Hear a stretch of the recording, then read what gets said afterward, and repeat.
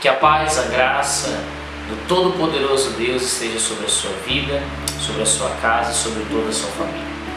A palavra de Deus nos ensina lá no livro de Mateus, capítulo 6, versículo de número 22, o seguinte: são os olhos a lâmpada do corpo.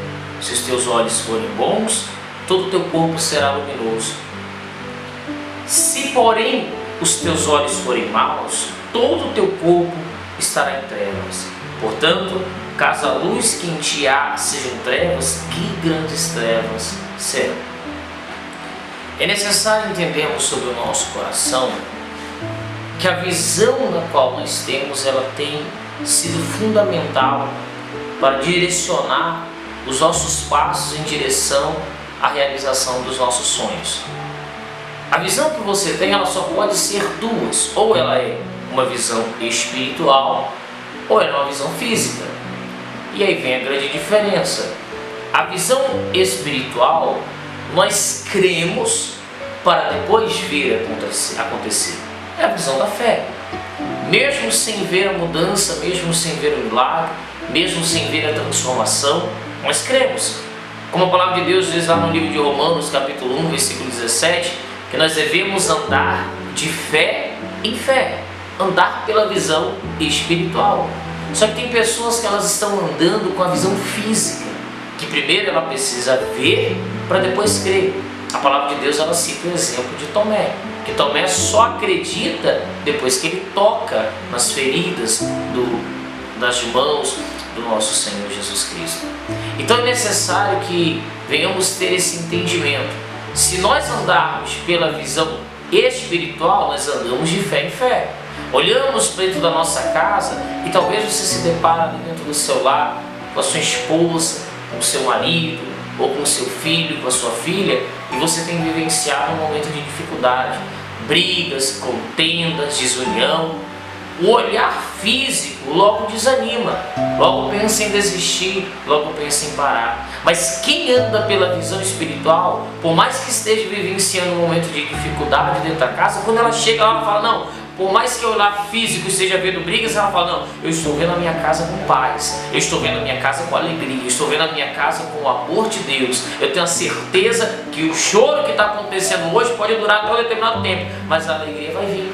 Ela olha dentro de casa ali, vê o filho sem ânimo para nada, se envolvendo com más amizades, fisicamente, mas espiritualmente ela chega ali e vê um homem de Deus, um menino na igreja, comprometido com a verdade, andando naquilo que é certo. É começarmos a enxergar aquilo que por olhar humano é impossível. É começarmos a olhar de uma maneira diferente. Porque muitas vezes você chega na sua vida, em seus projetos, seja no seu trabalho, seja na sua família, e você só enxerga o lado ruim.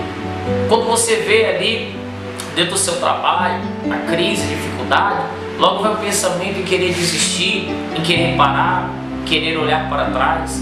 Porque a sua visão não está sendo espiritual, a sua visão está sendo física. Está se limitando naquilo que os outros falam, está se limitando naquilo que os outros pensam. E precisamos entender que quando a nossa visão mudar, naturalmente todas as coisas vão mudar.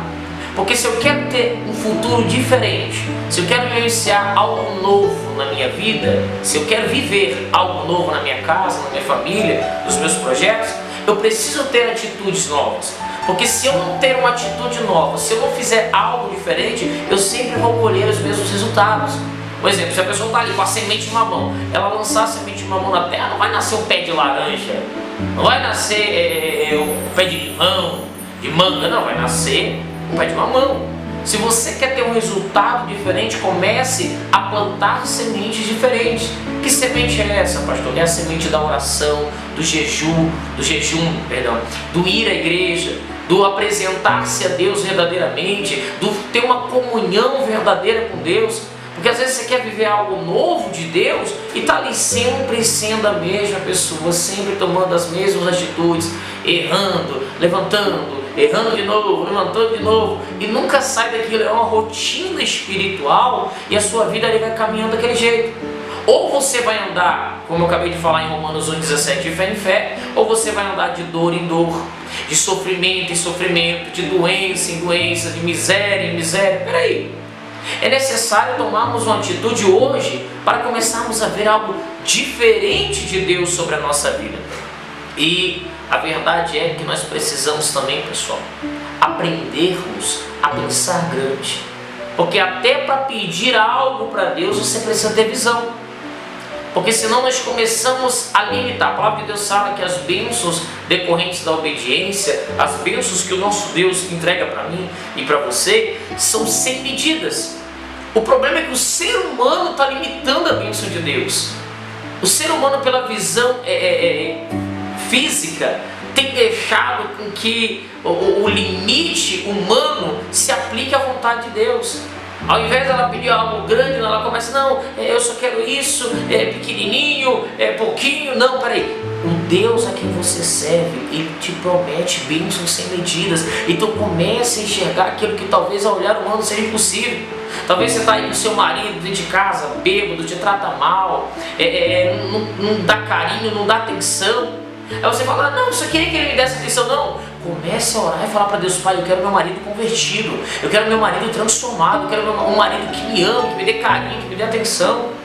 Você, meu irmão, que está aí buscando um emprego, não, eu quero qualquer emprego. Não, ore para Deus dar um emprego bom para você, com uma carga horária boa, com um salário bom. Comece a ter visão e pedir ao Senhor que a bênção sem medida dele, ou as bênçãos sem medidas dele, venham de encontro à tua vida. Então nós precisamos ter a visão em Deus para vivenciarmos o extraordinário.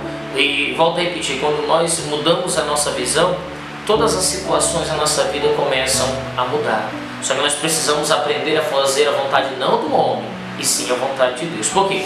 Lá em Números, capítulo 13, versículo 2, Deus dá uma ordem para Moisés da seguinte maneira: Moisés, envia homens que espiem a terra de Canaã, que hei de dar aos filhos de Israel.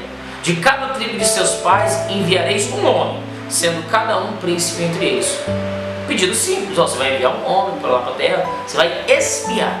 Essa foi a ordem de Deus. O que Moisés faz em Números 13, no versículo 18? Ele diz assim, vão e vede a terra, o que Deus mandou. Só que aí começa uma coisinha um pouquinho diferente, vamos ver lá.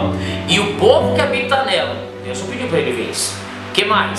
Se é forte ou se é fraco, Deus não pediu para ele ver isso. Se pouco ou se muito, versículo 19. E como é que a terra que habita? Se é boa, se é má, e quais são as cidades que habitam e os acampamentos ou as fortalezas, se habitam em acampamentos ou em fortalezas para ele. A ordem de que Deus deu para Moisés era só para espiar a terra. Mas aí ele foi o que? Começou a falar, não, observa isso, se o povo é forte, se o povo é fraco, se tem isso, se tem aquilo. Não. Nós temos que parar de colocar a nossa vontade à frente da vontade de Deus. Se Deus deu uma ordem, eis-me aqui e obedecer aquilo. Porque a partir do momento que você passa a fazer a tua vontade, não a vontade de Deus, você começa a colocar empecilhos, começa a colocar gigantes, adversidades, começa a colocar batalhas aonde não era para colocar. A nossa visão precisa estar em Deus. Porque a verdade é, quando lá em 2 Reis, capítulo 6, versículo 17, o Geazi sai ali para fora e vê aquele exército ao redor da cidade cercando. O mesmo exército que o servo de Eliseu estava vendo era o mesmo exército que Eliseu via. Por que a diferença quando Eliseu fala, maior é quem está conosco do que quem está contra nós? Isso era o mesmo exército. Visão.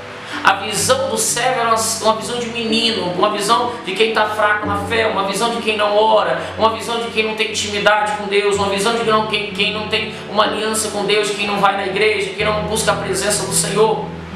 A visão de Eliseu era a visão de um homem de Deus, que vivia em comprometimento com o Senhor, que vivia conforme a palavra dele. Quando ele fala assim, eu vou orar para que Deus abra a sua visão, e ele faz a oração, e os olhos do servo se abrem e começa a enxergar o que Eliseu estava vendo, aí ele se espanta, ele fala, meu Deus, peraí, não, realmente, quem está conosco é maior. Mas é necessário Eliseu orar, então é necessário termos essa atenção. Qual é a nossa visão? A nossa visão está sendo de um menino, ou a nossa visão está sendo de um homem de Deus, de uma mulher de Deus? Se a tua visão for como a de um menino, na primeira luta você vai desistir. Na primeira dificuldade você vai olhar para trás. Na primeira situação você vai pensar em desanimar. Agora, quando a nossa visão é a visão de homem de Deus, vem o gigante, a gente não se preocupa. Se lançarem a gente numa cova dos leões, fique tranquilo. Se lançar na fornalha ardente de fogo, tranquilo, porque quando a nossa visão está em Deus, nós temos a plena certeza que Ele vai estender as mãos e mudar a nossa história. Amém, pessoal? Mas é aquele negócio. Nós precisamos entender que existe diferença entre aquele que serve e aquele que não serve.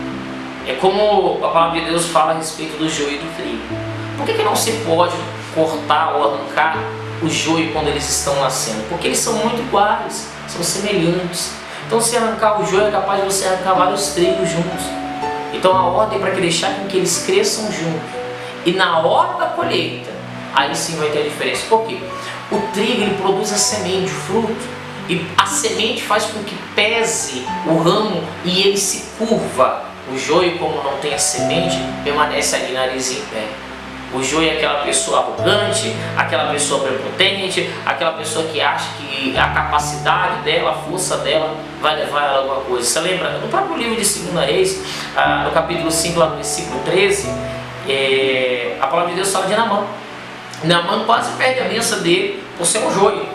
Ele estava lá, nariz empinado. Ah, peraí, Eliseu não veio me atender, eu vou embora. Não, vou ficar aqui, eu não mereço isso. Achei que ele ia vir me receber, fazer uma oração por mim, eu seria curado, vou embora. E aí Deus, a palavra de Deus fala que um servo de Naamã vai até ele e falou: Naamã, peraí, calma, Naamã, você vai perder a sua bênção por causa de mergulhar no rio? Não, você não vai ser joio, não, você vai ser trigo, você vai se curvar, você vai se humilhar, vai ser abençoado. E por causa daquela intervenção do servo de Naamã, ele volta, mergulha e é abençoado. Em outras palavras, nós precisamos ter pessoas ao nosso lado, amigos, familiares, entes queridos, que sejam como o servo de Naamã. Quando a gente estiver pensando ali em desistir, achando que somos isso ou como aquilo, tem que chegar alguém para dar uma puxada de orelha, para que a gente baixe um pouquinho a bolinha. No caminho do lado de pessoas que só falam: você é isso, você é show de bola, isso aí, se fosse você fazia isso mesmo. Não, caminho ao lado de pessoas, pessoal que vão estar ali ao seu lado para falar a verdade. Antes, uma verdade que doa, que machuca, mas vai te levar para o céu, do que uma mentira que te muda e vai levar você para o inferno. Eu termino aqui no livro de 1 Samuel, capítulo 17, versículo 24, que diz assim: porém todos os homens de Israel, vendo aquele homem, fugiram de diante dele e temiam grandemente. Peraí, quando as pessoas olhavam para Davi, ninguém acreditava que ele ia vencer o gigante. Enquanto todo mundo estava com medo, olhando para a visão física, Davi foi o único que olhou pela visão espiritual e falou: peraí, vocês têm medo, mas eu vou. Porque aquele negócio, ou você vai ficar aí escondido e vai ouvir as histórias dos outros, ou você vai tomar altitude e vai começar a contar a sua própria história.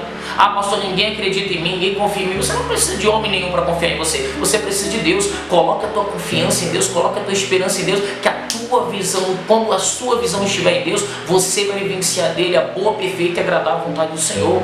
Então deixe de olhar pela visão física e comece a viver uma visão espiritual, para você ter um casamento abençoado, para ter saúde, para ter uma família abençoada, uma família unida, um trabalho próspero.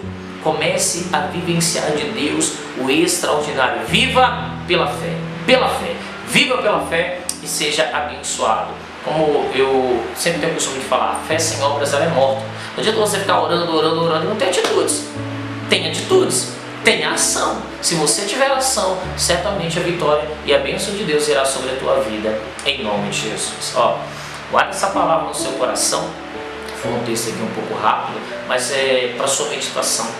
Aonde está a sua visão? No homem, no que é físico, ou a sua visão está naquilo que é espiritual? E medite nessa palavra e tenho certeza que Deus vai te honrar muito, muito mesmo.